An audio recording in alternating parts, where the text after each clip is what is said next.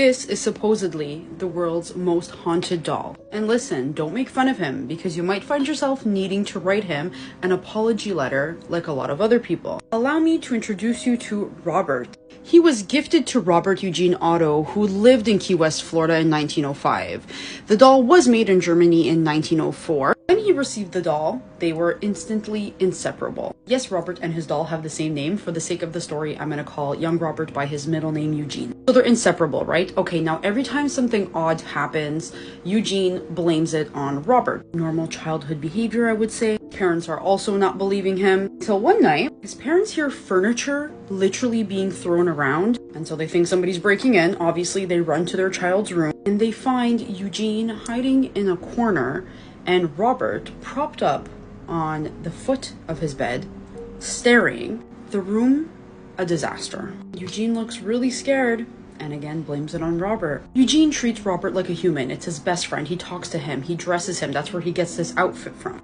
But occasionally, his parents hear an answer. They hear like the occasional voice. And when they ask Eugene, who are you talking to?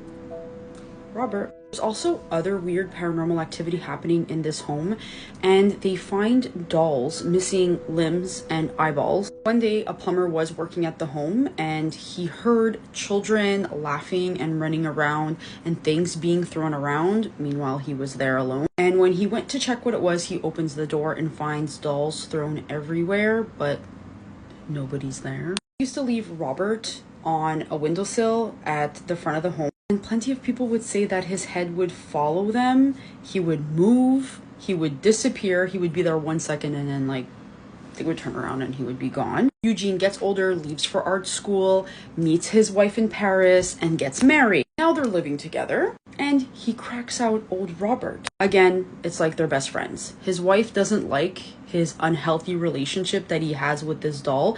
Again, he's treating him like he did when he was younger, like he's a human, like one of his best friends. Understandably, his wife doesn't like this. She asks him to lock him up in the attic, and so that's what he would do. He would go up, have his alone time with Robert, talk with him, and then always make sure to lock him when he left the attic. I should also mention that he locked him in a trunk in the attic, not just locking him in the attic.